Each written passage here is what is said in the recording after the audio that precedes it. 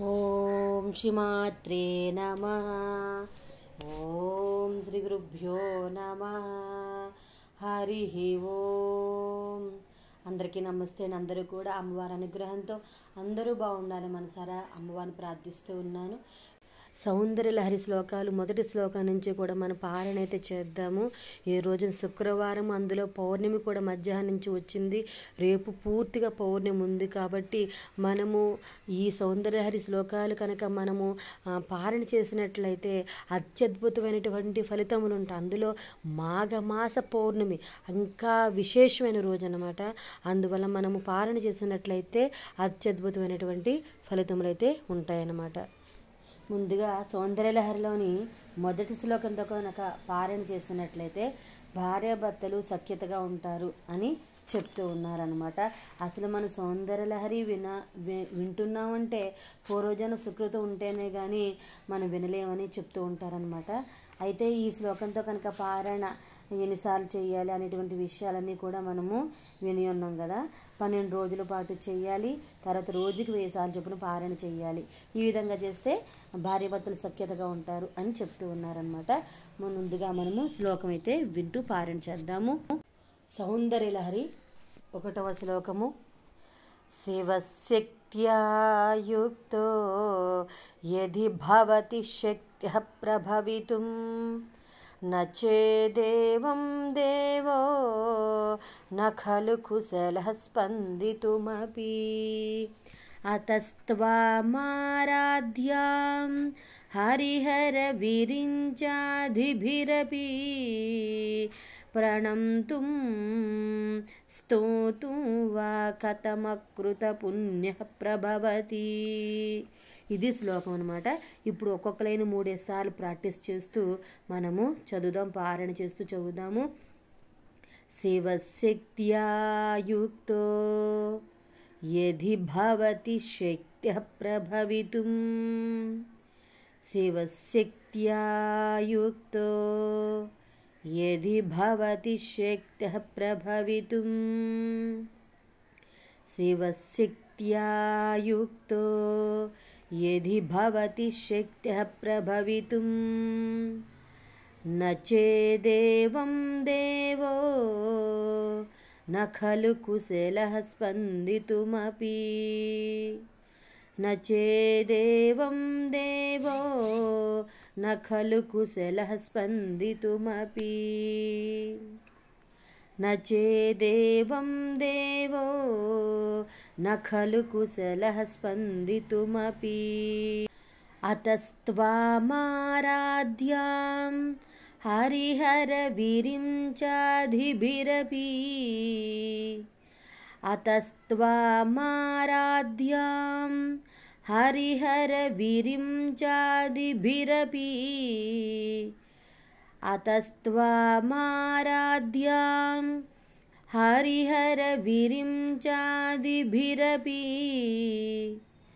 ప్రణంతుం స్తోతుం వా కథమకృత పుణ్యః ప్రభవతి ప్రణంతుం స్తోతుం వా కథమకృత పుణ్యః ప్రభవతి ప్రణంతుం స్తోతుం వా కథమకృత పుణ్యః ప్రభవతి. మళ్ళా మనము 2 లైన్లు కలిసి ప్రాక్టీస్ అయితే చేద్దాం. శివశక్త్యా యుక్తో యది భవతి శక్త్యః ప్రభవితుం నచేదేవం దేవో న ఖలు కుశలః స్పందితుమపి శివశక్త్యా యుక్తో యది భవతి శక్త్యః ప్రభవితుం నచేదేవం దేవో న ఖలు కుశలః స్పందితుమపి శివశక్త్యా యుక్తో యది భవతి శక్త్యః ప్రభవితుం నచేదేవం దేవో న ఖలు కుశలః స్పందితుమపి అతస్త్వామారాధ్యాం హరిహర విరించాధిభిరపి प्रणन्तुं स्तोतुं वा कथमकृतपुण्यः प्रभवति अतस्त्वामाराध्यां हरिहरविरिञ्जाधिभिरपि प्रणन्तुं स्तोतुं वा कथमकृतपुण्यः ప్రభవతి. ఇప్పుడు మొత్తం శ్లోకం 3 సార్లు ప్రాక్టీస్ చేద్దాం. శివశక్త్యా యుక్తో యది భవతి శక్తః ప్రభవితుం న చేదేవం దేవో న ఖలు కుశలః స్పందితుమపి అతస్త్వామారాధ్యాం హరిహర విరించాదిభిరపి ప్రణంతుం స్తోతుం వా కథమకృతపుణ్యః ప్రభవతి. శివశక్త్యా యుక్తో యది భవతి శక్త్యః ప్రభవితుం న చేదేవం దేవో న ఖలు కుశలః స్పందితుమపి అతస్త్వామారాధ్యాం హరిహర విరించాదిభిరపి ప్రణంతుం స్తోతుం వా కథమకృతపుణ్యః ప్రభవతి. శివశక్త్యా యుక్తో యది భవతి శక్త్యః ప్రభవితుం న చేదేవం దేవో న ఖలు కుశలః స్పందితుమపి అతస్త్వామారాధ్యాం హరిహర విరించాదిభిరపి ప్రణంతుం స్తోతుం వా కథమకృతపుణ్యః ప్రభవతి. ఇది మొదటి శ్లోకం ప్రాక్టీస్ అయితే చేసి ఉన్నాం కదా. ఇప్పుడు రెండో శ్లోకం గురించి అయితే ప్రాక్టీస్ అయితే చేద్దాం. రెండో శ్లోకం గురించి అయితే విందాము. ఈ శ్లోకంతో కనుక పారణ చేసినట్లయితే సర్వలోక వశక్యత, ప్రకృతి విజయము, అనుకున్న పని సాధించగలడము ఈ శ్లోకంతో కనుక పారణ చేసినట్లయితే ఇటువంటి ఫలితం ఉంటుందని చెప్తూ ఉన్నారు. ఎన్ని రోజులు పారణ అంటే 55 రోజులు పారణ చేయాలి. రోజుకి 1000 సార్లు చొప్పున పారణ అయితే చెయ్యాలి. ముందుగా శ్లోకం గురించి అయితే విందాము. తన్నీయాం సంపాంసుం తవ చరణ పంకేరుహ భవం విరించి సంచిన్వన్ విరచయతి లోకాన వికలం వహత్యైనం శౌరిః కథమపి సహస్రేణ శిరసాం అరహ సంక్షుద్ధైనం భజతి బసితో ధూళన విధిం. ఇప్పుడు ఒక్కొక్క లైను ప్రాక్టీస్ అయితే చేద్దాం. తనీయాం సంపాంసుం తవ చరణ పంకేరుహ భవం తనీయాం సంపాంసుం తవ చరణ పంకేరుహ భవం తనీయాం సంపాంసుం తవ చరణ పంకేరుహ భవం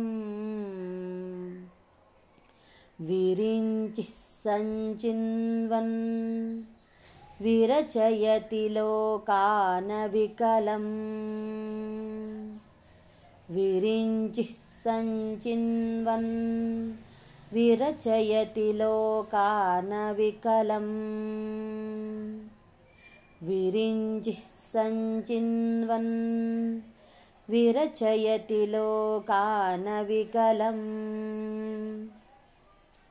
వహత్యైనం శౌరిః కథమపి సహస్రేణ శిరసాం వహత్యైనం శౌరిః కథమపి సహస్రేణ శిరసాం వహత్యైనం శౌరిః కథమపి సహస్రేణ శిరసాం అరహ సంక్షుద్ధైనం భజతి భసితో ధూళన విధిం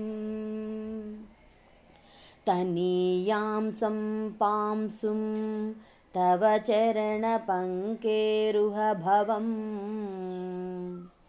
विरिञ्चिः सञ्चिन्वन् विरचयति लोकानविकलं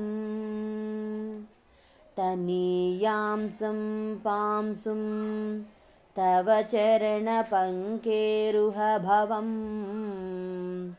विरिञ्चिः सञ्चिन्वन् विरचयति लोकानविकलं तनीयांसं पांसुं तव चरणपङ्केरुहभवं विरिञ्चिः सञ्चिन्वन् विरचयति लोकानविकलं वहत्यैनं शौरिः कथमपि सहस्रेण शिरसाम् हरः संक्षुद्धैनं भजति भसितोद्धूलनविधिम्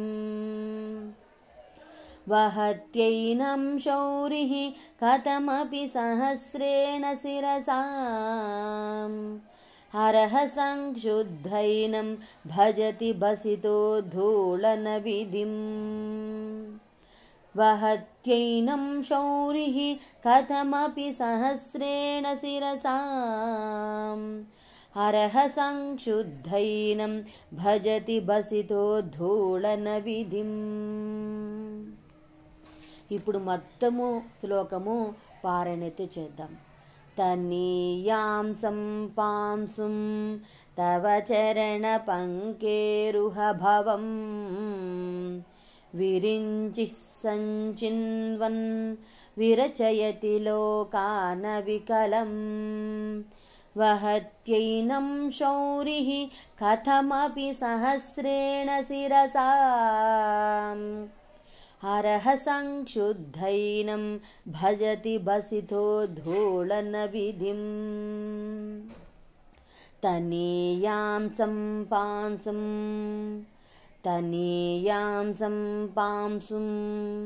तव चरणपङ्केरुहभवं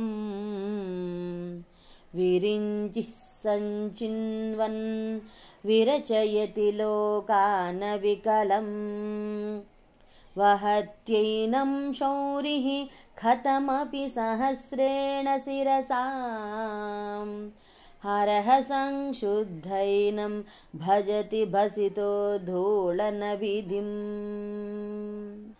ఇప్పుడు మూడో శ్లోకం గురించి అయితే మనము పారణ అయితే చేద్దాము. ఈ శ్లోకంతో కనుక పారణ చేసినట్లయితే సకల విద్యలు సకలేశ్వరును లభిస్తాయి అని చెప్తూ ఉన్నారు. 15 రోజుల పాటు పూజ చేయాలి, 1000 సార్లు జపం అయితే రోజు చేయాలన్నమాట. ఇప్పుడు శ్లోకం గురించి అయితే మనము విందాము. అవిద్యానామంతస్తిమిరమిహిరద్వీపనగరీ జడానాం చైతన్యస్తబకమకరందశ్రుతిఝరీ దరిద్రాణాం చింతామణిగుణనికా జన్మజలదౌ నిమగ్నానాం దంష్ట్ర మురరిపువరాహస్య భవతి. ఇప్పుడు ఒక్కొక్క లైను పారాయణ అయితే చేద్దాము. అవిద్యానామంతస్తిమిరమిహిరద్వీపనగరీ అవిద్యానామంతస్తిమిరమిహిరద్వీపనగరీ అవిద్యానామంతస్తిమిరమిహిరద్వీపనగరీ జడానాం చైతన్యస్తబకమకరందశ్రుతిఝరీ జడానాం చైతన్యస్తబకమకరందశ్రుతిఝరీ జడానాం చైతన్యస్తబకమకరందశ్రుతిఝరీ దరిద్రాణాం చింతామణిగుణనికా జన్మజలదౌ దరిద్రాణాం చింతామణిగుణనికా జన్మజలదౌ దరిద్రాణాం చింతామణిగుణనికా జన్మజలదౌ నిమగ్నానాం दंष्ट्रा मुररिपुवराहस्य भवति निमग्नानां दंष्ट्रा मुररिपुवराहस्य भवति निमग्नानां दंष्ट्रा मुररिपुवराहस्य भवति। ఇప్పుడు రెండేసి లైన్లు పారాయణైతే చేద్దాము. అవిద్యానామంతస్తిమిరమిహిరద్వీపనగరీ జడానాం చైతన్యస్తబకమకరందశ్రుతిజరీ అవిద్యానామంతస్తిమిరమిహిరద్వీపనగరీ జడానాం చైతన్యస్తబకమకరందశ్రుతిజరీ అవిద్యానామంతస్తిమిరమిహిరద్వీపనగరీ జడానాం చైతన్యస్తబకమకరందశ్రుతిజరీ దరిద్రాణాం చింతామణిగుణనికా జన్మజలధౌ నిమగ్నానాం దంష్ట్రా మురరిపువరాహస్య భవతి దరిద్రాణాం చింతామణిగుణనికా జన్మజలధౌ నిమగ్నానాం దంష్ట్రా మురరిపువరాహస్య భవతి దరిద్రాణాం చింతామణిగుణనికా జన్మజలధౌ నిమగ్నానాం దంష్ట్రా మురరిపువరాహస్య భవతి. ఇప్పుడు మొత్తం శ్లోకము పారాయణైతే చేద్దాం. అవిద్యానామంతస్తిమిరమిహిరద్వీపనగరీ జడానాం చైతన్యస్తబకమకరందశ్రుతిజరీ దరిద్రాణాం చింతామణిగుణనికా జన్మజలధౌ నిమగ్నానాం దంష్ట్రా మురరిపువరాహస్య భవతి అవిద్యానామంతస్తిమిరమిహిరద్వీపనగరీ జడానాం చైతన్యస్తబకమకరందశ్రుతిజరీ దరిద్రాణాం చింతామణిగుణనికా జన్మజలధౌ నిమగ్నానాం దంష్ట్రా మురరిపువరాహస్య భవతి. ఇప్పుడు 4వ శ్లోకం గురించి అయితే పారాయణ చేద్దాము. ఈ శ్లోకంతో పారాయణ చేసినట్లయితే సామ్రాజ్య సిద్ధి పదవి భాగ్యము కలుగుతాయి. 16 రోజుల పాటు పారాయణ చేయాలి. రోజుకి 1000 సార్లు చొప్పున జపం అయితే చెయ్యాలన్నమాట. ఇప్పుడు మనము 4వ శ్లోకం గురించి అయితే విందాము. త్వదన్యః పాణిభ్యా మభయవరదో దైవతగణా త్వమేకా నైవాసి ప్రకటితవరాభీత్యభినయ భయాత్రాతుం దాతుం ఫలమపి చ వాంఛాసమధికం శరణ్యే లోకానాం తవ హి చరణావేవ నిపుణౌ. ఇప్పుడు ఒక్కొక్క లైను పారాయణ అయితే చేద్దాం. త్వదన్యః పాణిభ్యా మభయవరదో దైవతగణా త్వదన్యః పాణిభ్యా మభయవరదో దైవతగణా త్వదన్యః పాణిభ్యా మభయవరదో దైవతగణా త్వమేకా నైవాసి ప్రకటితవరాభీత్యభినయ త్వమేకా నైవాసి ప్రకటితవరాభీత్యభినయ త్వమేకా నైవాసి ప్రకటితవరాభీత్యభినయ त्वमेका नैवासि प्रकटितवराभीत्यभिनया भयात्रातुं दातुं फलमपि च वाञ्छासमधिकम् भयात्रातुं दातुं फलमपि च वाञ्छासमधिकम् भयात्रातुं दातुं फलमपि च वाञ्छासमधिकम् शरण्ये लोकानां तव हि चरणावेव निपुणौ शरण्ये लोकानां तव हि चरणावेव निपुणौ शरण्ये लोकानां तव हि चरणावेव निपुणौ ఇప్పుడు రెండేసి లైన్లు అయితే పారణ చేతే చేద్దాం. త్వదన్యః పాణిభ్యామభయవరదో దైవతగణా త్వమేకా నైవాసి ప్రకటితవరాభీత్యభినయా త్వదన్యః పాణిభ్యామభయవరదో దైవతగణా त्वमेका नैवासि प्रकटितवराभीत्यभिनया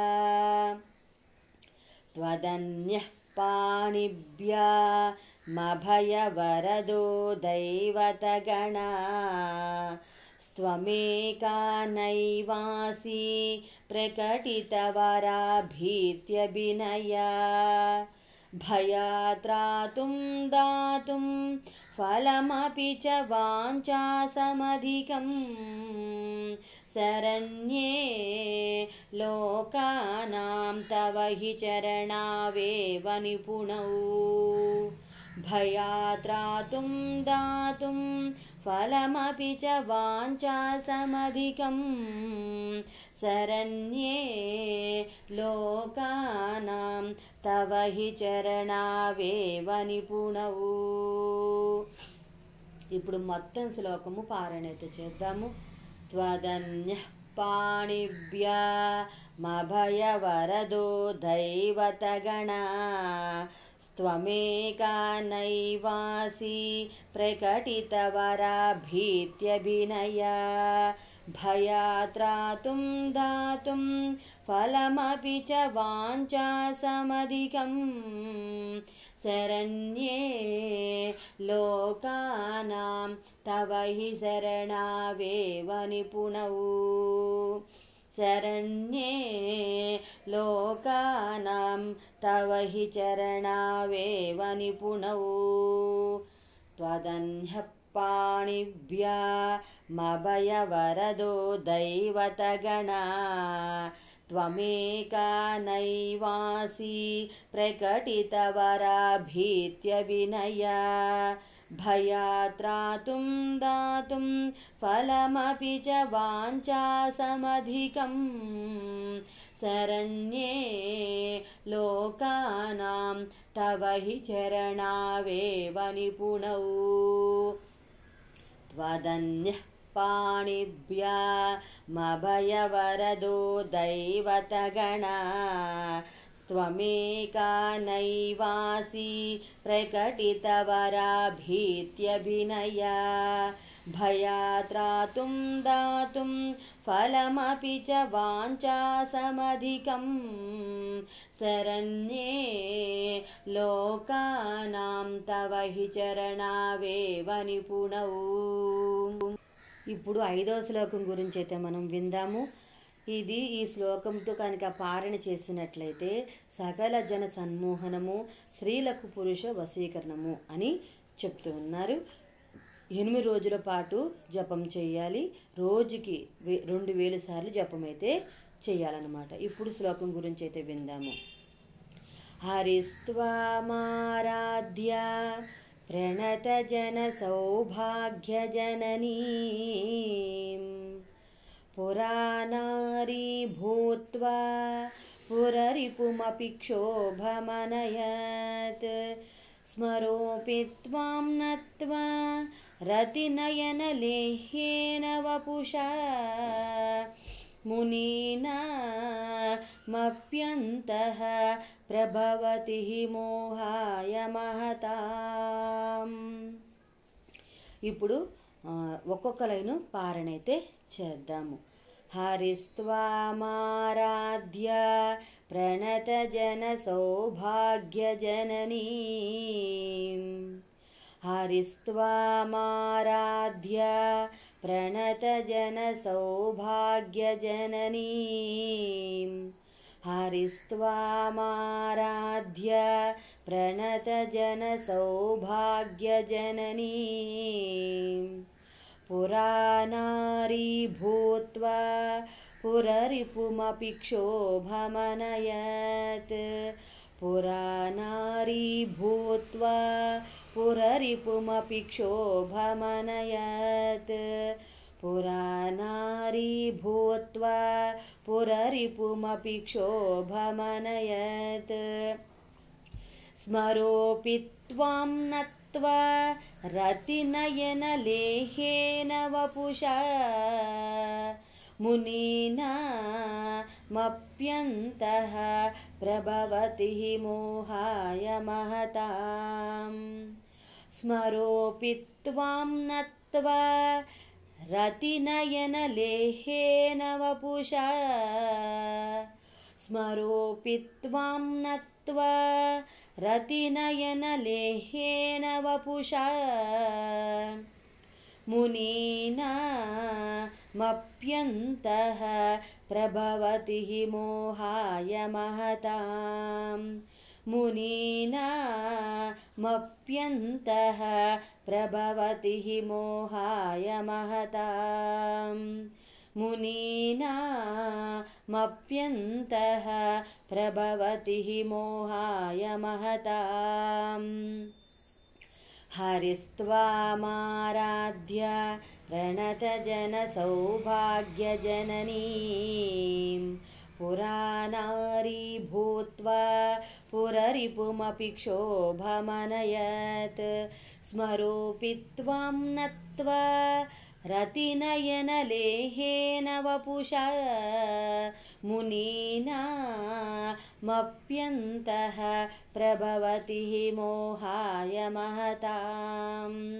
హరిస్త్వామారాధ్య ప్రణత జన సౌభాగ్య జననీ పురానారీ భూత్వా పురరిపుమపి క్షోభమనయత్ హరిస్త్వామారాధ్య ప్రణత జన సౌభాగ్య జననీ పురానారీ భూత్వా పురరిపుమపి క్షోభమనయత్ హరిస్త్వామారాధ్య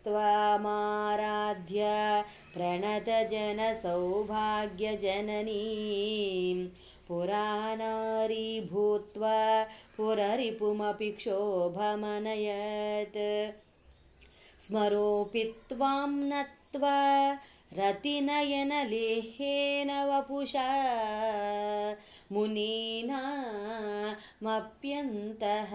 ప్రభవతి మోహాయ మహతాम्. స్మరోऽపి త్వాం నత్వా రతినయనలేహేన వపుషా మునీనామప్యంతః ప్రభవతి మోహాయ మహతాम्. స్మరోऽపి త్వాం నత్వా రతినయనలేహేన వపుషా మునీనామప్యంతః ప్రభవతి మోహాయ మహతాम्. హరిస్త్వామారాధ్య ప్రణత జన సౌభాగ్య జననీ పురానారీ భూత్వా పురరిపుమపి క్షోభమనయత్ స్మరోऽపి త్వాం నత్వా రతినయనలేహేన వపుషా మునీనామప్యంతః ప్రభవతి మోహాయ మహతాम्. ఇప్పుడు 6వ శ్లోకం గురించి అయితే పారణ అయితే చేద్దాము. ఈ శ్లోకంతో కనుక పారణ చేసినట్లయితే నపుంసకత్వం పోతుంది, పుత్రుడు పుడతాడు అని చెప్తున్నారు. 21 రోజుల పాటు పూజ చేయాలి, రోజుకి 500 సార్లు అయితే జపం చేయాలి. ఇప్పుడు మనం 6వ శ్లోకం గురించి అయితే విందాం.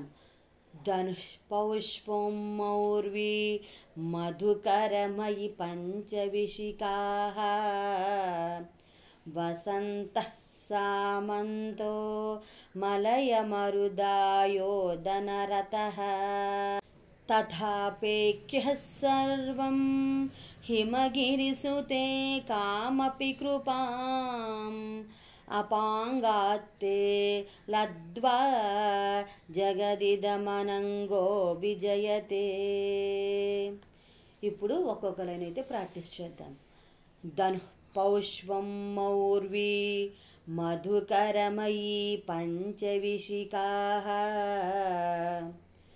ధను పౌష్పం మౌర్వి మధుకరమయీ పంచవిశికాః ధను పౌష్పం మౌర్వి ధను పౌష్పం మౌర్వి మధుకరమయీ పంచవిశికాః వసంతః సామంతో మలయమరుదాయోధనరతః వసంతః సామంతో మలయమరుదాయోధనరతః వసంతః సామంతో మలయమరుదాయోధనరతః తతఃపేక్ష్యః సర్వం హిమగిరిసుతే కామపి కృపాం తథాపేక్ష్యః సర్వం తథాపేక్ష్యః సర్వం హిమగిరిసుతే కామపి కృపాం తథాపేక్ష్యః సర్వం హిమగిరిసుతే కామపి కృపాం అపాంగాత్తే లద్వా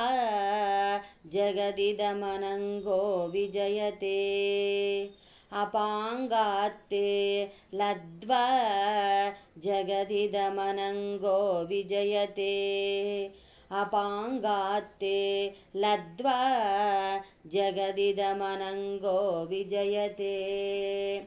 ధను పౌష్పం మౌర్వి మధుకరమయీ పంచవిశికాః వసంతః సామంతో మలయమరుదాయోధనరతః ధను పౌష్పం మౌర్వి మధుకరమయీ పంచవిశికాః వసంతః సామంతో మలయమరుదాయోధనరతః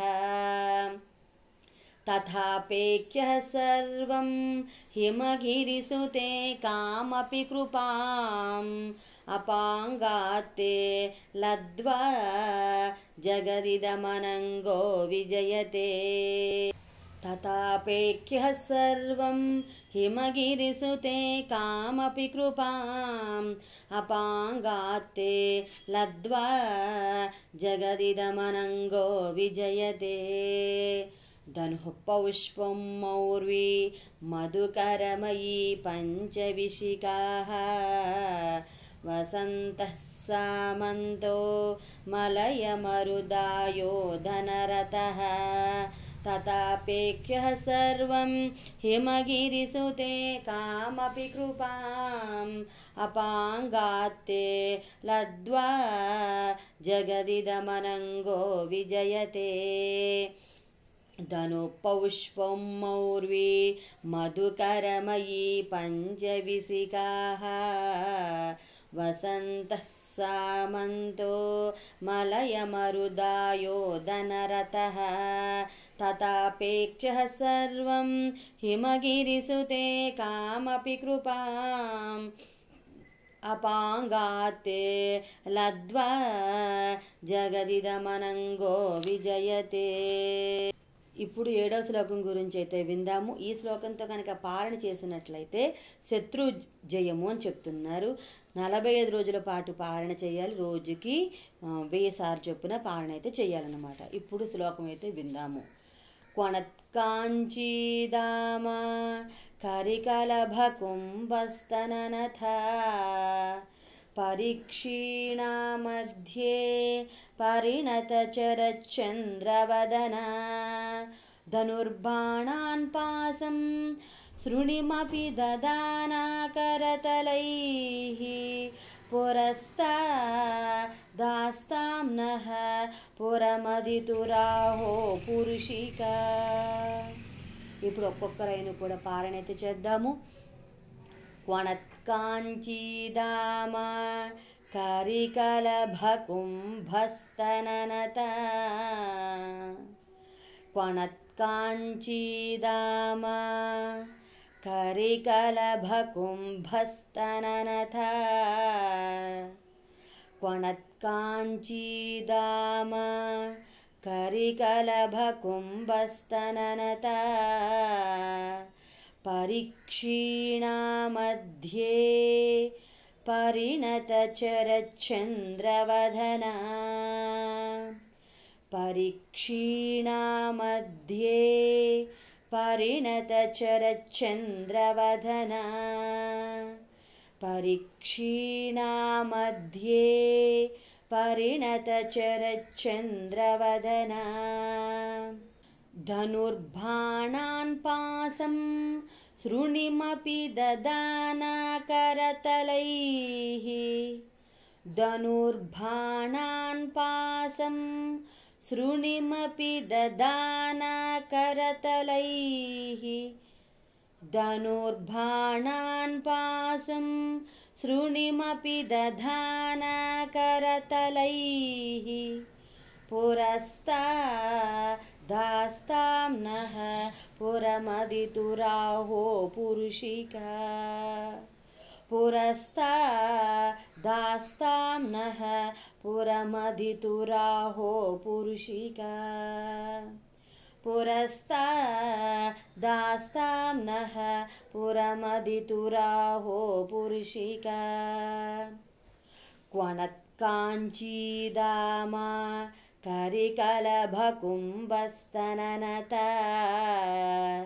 పరీక్షీణా మధ్యే పరిణతచరచంద్రవదనా క్వణత్కాంచీదామ కరికలభకుంభస్తననత పరీక్షీణా మధ్యే పరిణతచరచంద్రవదనా క్వణత్కాంచీదామ కరికలభకుంభస్తననత పరీక్షీణా మధ్యే పరిణతచరచంద్రవదనా ధనుర్బాణాన్ పాసం శృణిమపి దదానా కరతలైః పురస్తాదాస్తాం నః పురమదితురాహో పురుషిక ధనుర్బాణాన్ పాసం శృణిమపి దదానా కరతలైః పురస్తాదాస్తాం నః పురమదితురాహో పురుషిక ధనుర్బాణాన్ పాసం శృణిమపి దదానా కరతలైః పురస్తాదాస్తాం నః పురమదితురాహో పురుషిక క్వణత్కాంచీదామ కరికలభకుంభస్తననత పరీక్షీణా మధ్యే పరిణతచరచంద్రవదనా ధనుర్బాణాన్ పాసం శృణిమపి దదానా కరతలైః పురస్తాదాస్తాం నః పురమదితురాహో పురుషిక పురస్తాదాస్తాం నః పురమదితురాహో పురుషిక క్వణత్కాంచీదామ करिकलभकुम्भस्तननता परीक्षीणा मध्ये परिणतचरच्चन्द्रवदना धनुर्बाणान् पाशं सृणिमपि दधाना करतलैः पुरस्तादास्तां नः पुरमदितुराहो पुरुषिका क्वनत्काञ्चीदामा करिकलभकुम्भस्तननता परीक्षीणा मध्ये परिणतचरच्चन्द्रवदना धनुर्बाणान् पाशं सृणिमपि दधाना करतलैः पुरस्तादास्तां नः पुरमदितुराहो पुरुषिका. ఇప్పుడు 8వ శ్లోకం గురించి అయితే విందాము. రోజుకి 12 రోజుల పాటు రోజుకి 12 సార్లు అయితే జపించాలి ఈ శ్లోకాన్ని. కారాగార నివృత్తి సకల కార్యము జరుగుతుంది అని చెప్తున్నారు 8వ శ్లోకంతో కనుక పారణ చేసినట్లయితే. ఇప్పుడు మనము శ్లోకం అయితే విందాము. సుధా సింధోర్मध्ये సురవిటపి వాటి పరివృతే మణిద్వీపే నీపో పవనవతి చింతామణిగృహే శివాకారే మంచే పరమశివ పర్యంక నిలయాం భజంతి త్వాం ధన్యాః కతిచన చిదానందలహరిం. ఇప్పుడు ఒక్కొక్క లైను పారాయణ అయితే చేద్దాము. సుధా సింధోర్मध्ये సురభిటపి వాటి పరివృతే సుధా సింధోర్मध्ये సురభిటపి వాటి పరివృతే సుధా సింధోర్मध्ये సురభిటపి వాటి పరివృతే మణిద్వీపే నీపో పవనవతి చింతామణిగృహే శివాకారే మంచే పరమశివ పర్యంక నిలయాం మణిద్వీపే నీపో పవనవతి చింతామణిగృహే మణిద్వీపే నీపో పవనవతి చింతామణిగృహే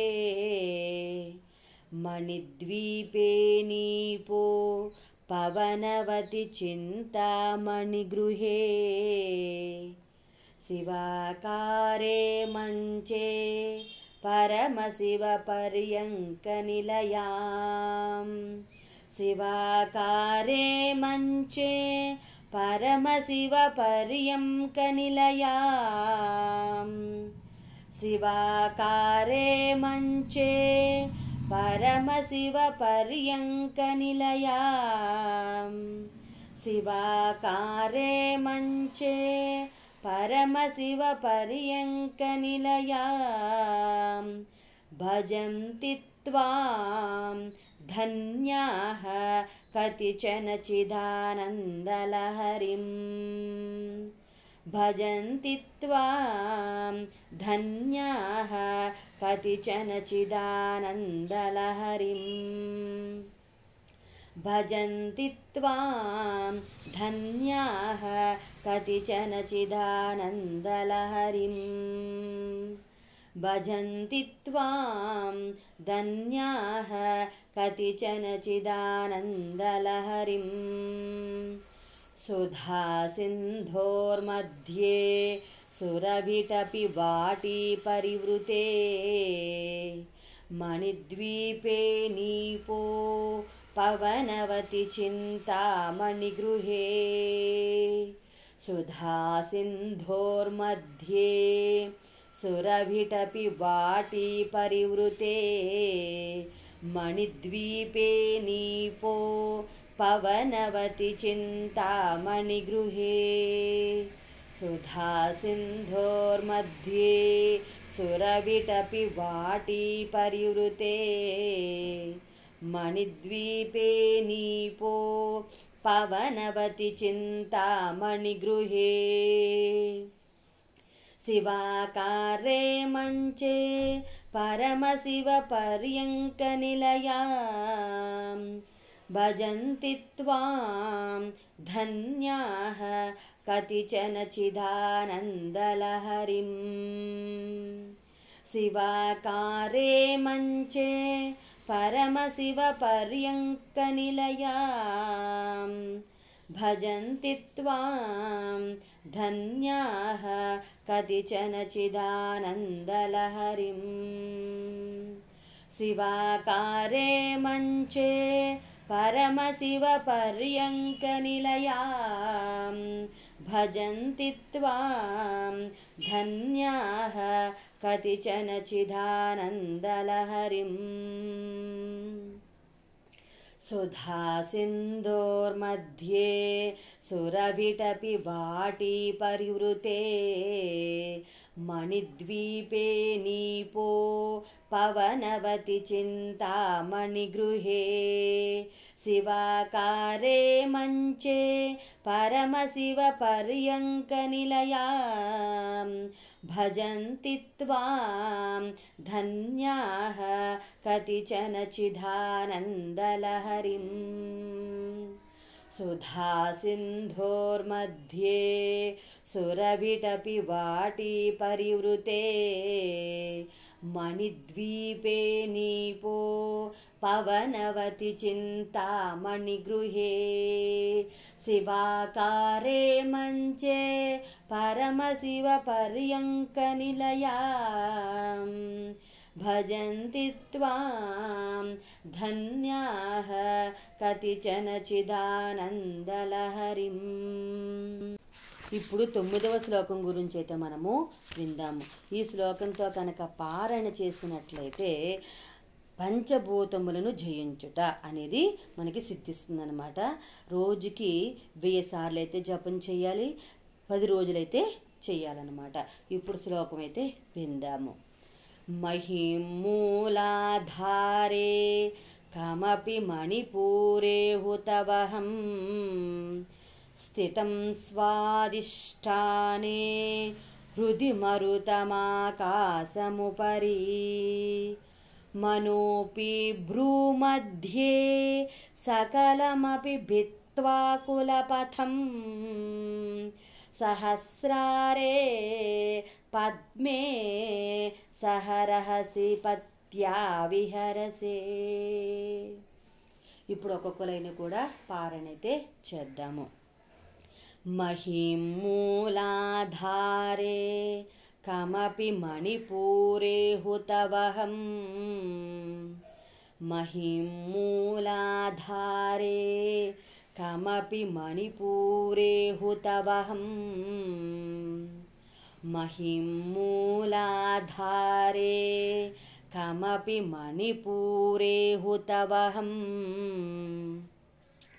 స్థితం స్వాదిష్టానే హృది మరుతమాకాశముపరి స్థితం స్వాదిష్టానే హృది మరుతమాకాశముపరి స్థితం స్వాదిష్టానే హృది మరుతమాకాశముపరి మనోపి భ్రూమధ్యే సకలమపి భిత్వా కులపథం మనోపి భ్రూమధ్యే సకలమపి భిత్వా కులపథం మనోపి భ్రూమధ్యే సకలమపి భిత్వా కులపథం సహస్రారే పద్మే సహరహసి పత్యా విహరసే సహస్రారే పద్మే సహరహసి పత్యా విహరసే సహస్రారే పద్మే సహరహసి పత్యా విహరసే महीमूलाधारे कमपि मणिपूरे हुतवहं स्थितं स्वादिष्ठाने हृदि मरुतमाकाशमुपरि महीमूलाधारे कमपि मणिपूरे हुतवहं स्थितं स्वादिष्ठाने हृदि मरुतमाकाशमुपरि महीमूलाधारे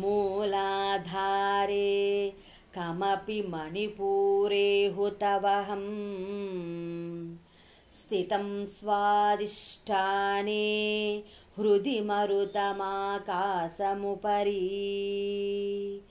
मनोऽपि भ्रूमध्ये सकलमपि भित्त्वा कुलपथं सहस्रारे पद्मे सहरहसि पत्या विहरसे मनोऽपि भ्रूमध्ये सकलमपि भित्त्वा कुलपथं सहस्रारे पद्मे सहरहसि पत्या విహరసే.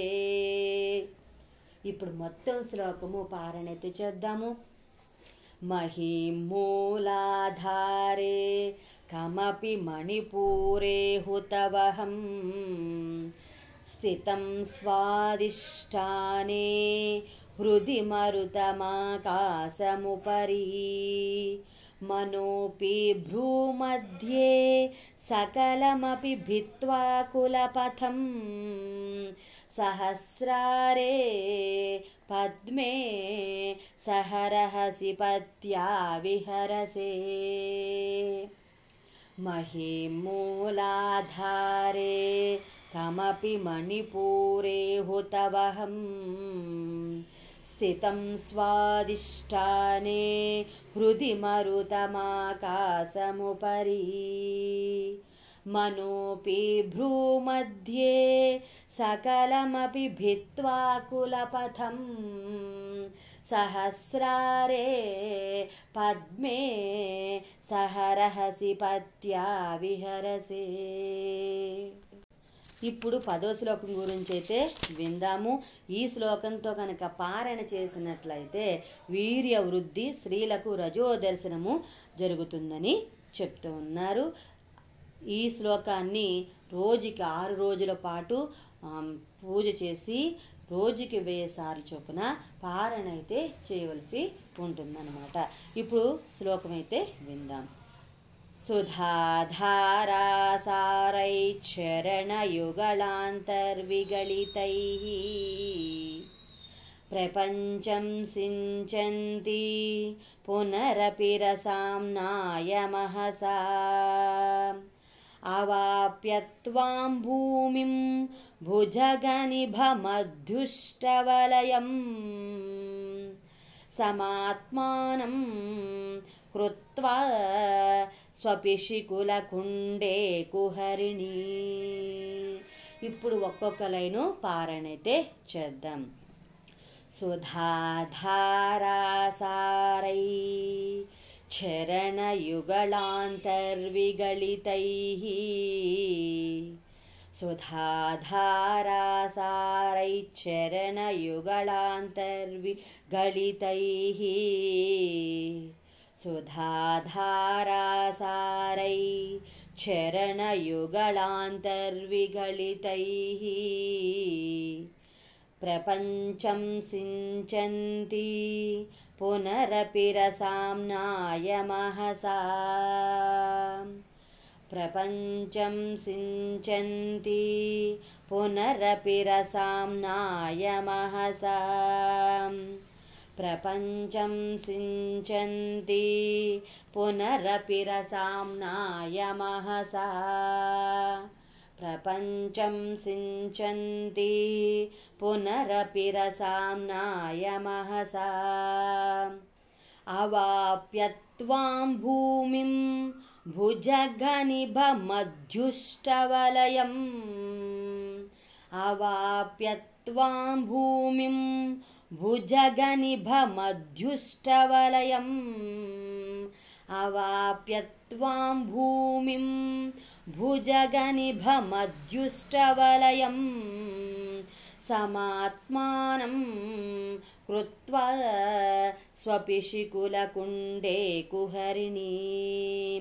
समात्मानं कृत्वा स्वपिशिकुलकुण्डे कुहरिणी समात्मानं कृत्वा स्वपिशिकुलकुण्डे कुहरिणी सुधाधारासारैश्चरणयुगलान्तर्विगलितैः प्रपञ्चं सिञ्चन्ति पुनरपि रसाम्नायमहसा सुधाधारासारैश्चरणयुगलान्तर्विगलितैः प्रपञ्चं सिञ्चन्ति पुनरपि रसाम्नायमहसा सुधाधारासारैश्चरणयुगलान्तर्विगलितैः प्रपञ्चं सिञ्चन्ति पुनरपि रसाम्नायमहसा अवाप्य त्वां भूमिं भुजगनिभमध्युष्टवलयं समात्मानं कृत्वा स्वपिशिकुलकुण्डे कुहरिणी अवाप्य त्वां भूमिं भुजगनिभमध्युष्टवलयं समात्मानं कृत्वा स्वपिशिकुलकुण्डे कुहरिणी सुधाधारासारैश्चरणयुगलान्तर्विगलितैः प्रपञ्चं सिञ्चन्ति पुनरपि रसाम्नायमहसा अवाप्य त्वां भूमिं भुजगनिभमध्युष्टवलयं समात्मानं कृत्वा स्वपिशिकुलकुण्डे कुहरिणी सुधाधारासारैश्चरणयुगलान्तर्विगलितैः प्रपञ्चं सिञ्चन्ति पुनरपि रसाम्नायमहसा अवाप्य त्वां भूमिं भुजगनिभमध्युष्टवलयं समात्मानं कृत्वा स्वपिशिकुलकुण्डे कुहरिणी सुधाधारासारैश्चरणयुगलान्तर्विगलितैः प्रपञ्चं सिञ्चन्ति पुनरपि रसाम्नायमहसा अवाप्य त्वां भूमिं भुजगनिभमध्युष्टवलयं समात्मानं कृत्वा स्वपिशिकुलकुण्डे कुहरिणी మళ్ళా మనము 11వ శ్లోకం నుంచి పారాయణ అయితే చేద్దాము. అంతవరకు స్వస్తి. ఓం శ్రీ మాత్రే నమః. సర్వే జనా సుఖినో భవంతు. సమస్త మంగళాని భవంతు. స్వస్తి.